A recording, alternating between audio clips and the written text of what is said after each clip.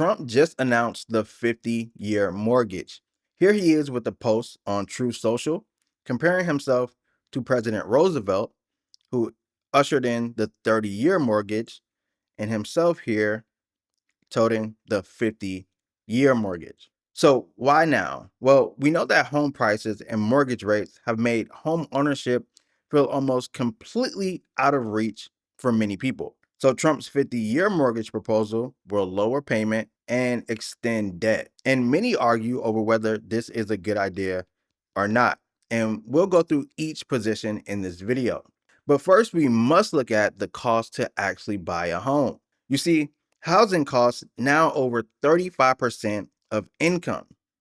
We see a sharp rise here after COVID, and currently we're landing at about 38, almost 40% of your income needed to buy a home. So you may ask yourself, well, what does that look like in real numbers? Let's see. This is a chart that shows how much money Americans need to afford a house. We have the median income sitting at around $84,000, but the price to buy a home sitting around $112,000. So this means that it would take a 38% drop in home prices or a 60% jump in household income to get us back to the 2019 levels of affordability for homes. Yep, you must now make around $113,000 a year to afford the median home in the United States. So the goal with the 50-year mortgage is to lower payments and improve debt to income ratios for buyers. Now, politicians frame it as restoring home ownership for working families. Of course, critics say it's just a band-aid that stretches debt and does not help affordability at all. Housing costs are still out of reach. And another thing that your administration is trying to tackle, many Americans, the average age of first-time home buyers are now up to age 40, which is sad.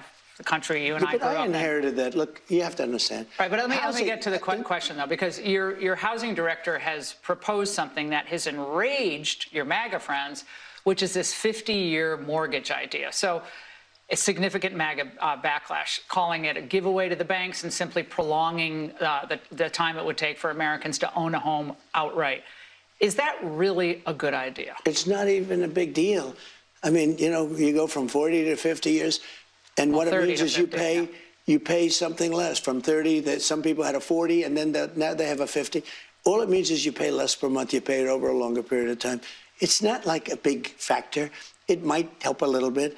But the problem was that Biden did this. He increased the interest rates, and I have a lousy Fed person who's going to be gone in a few months. Let's look at a real-life example. On a $350,000 loan at 6%, here's what the numbers look like. On a monthly basis, it's around a $2,100 payment for the 30-year mortgage. On the 50-year mortgage, we're looking at a payment of around $1,850. For the 30-year loan, you're looking at a total interest of around $405,000. On the 50-year, you're looking at interest of $755,000 over the course of that loan. As far as equity goes, on a 30-year loan, after 10 years, you're likely looking at around 16% in equity, simply based on payments. On the 50-year, after 10 years, you would only be at 6% in equity based on payment. So in total, you save around $250 a month, but you end up with $350,000 in extra interest across the life of the loan. Of course, as the loan number goes up, that interest payment and interest total will also go up as well.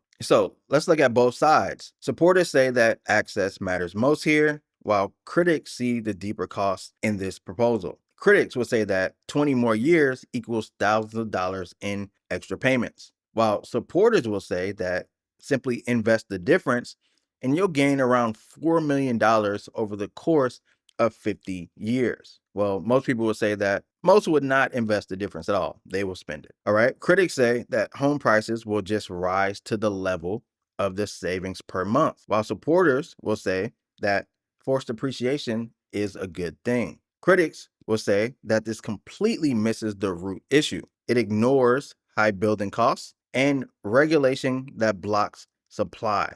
While supporters will say that, hey, it opens doors.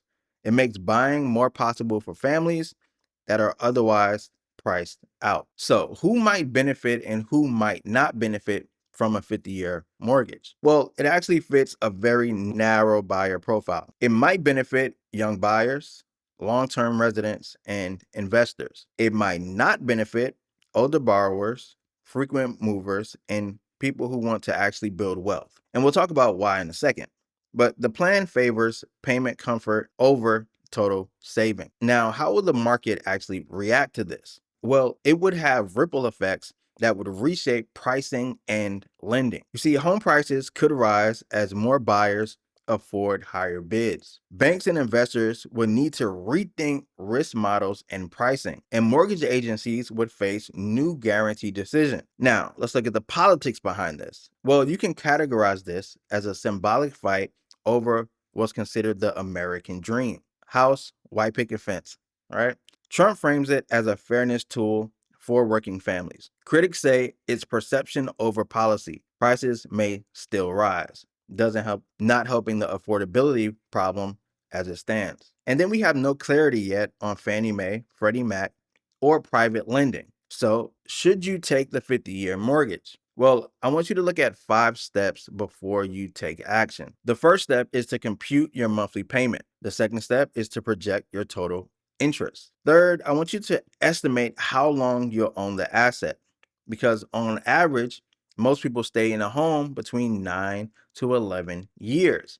And among younger buyers, it's likely even lower than that. You need to decide if you will invest the difference. This is really the only way that it mathematically makes sense. Next, you want to compare alternatives, right? Would you rent? What about a 30-year loan? What about a 15-year loan? And if lifetime interest is greater than your equity gain, then this is a bad decision. If opposite of that, then it might work out for you. So, a few lessons for home buyers here. The math of debt never changes, even if policy does. You need to look beyond just the monthly payment, right? As we know with homes, especially over 50 years, all the maintenance that's required, right? Taxes that can increase, homeowners insurance that can increase, right? You have to look beyond the monthly payment here. You also need to understand interest, because the longer you have a loan, the more interest you pay. And next, you need to know that equity equals freedom. The faster you pay this off, the faster you build security for you and your family. Now, there are some long-term trade-offs that you need to be aware of,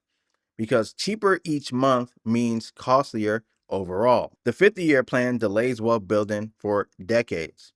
It can trap owners in endless repayment cycles, and financial independence depends on paying down faster, not slower. So just something to be aware of here. And here's a reality check for the market, right? Extending time won't solve the supply issues and won't solve the wage problems that we're dealing with today. The root issue here is that there's not enough homes and not enough income growth. Longer loans only expand what buyers can borrow, but not what exists today. And lastly, supply and income fixes beat stretching repayment timelines. So, some final thoughts here. A 50-year mortgage trades short-term relief for long-term costs. Easier qualifications now, but far more total interest later. It might open doors or lock borrowers into lifetime debt. And real affordability requires balance, not endless repayment. So let me know in the comments. What are your thoughts? Are you a fan of the 50-year mortgage? Do you like the 30-year mortgage better? Can you see it working? Can you see how this might end badly for some people? Let me know in the comments. And with that being said, make sure you like this video and subscribe to the channel. And hey, share this with 1 or 2 people who may benefit from this information. My name is Karan, and I'll see you in the next video. Take care.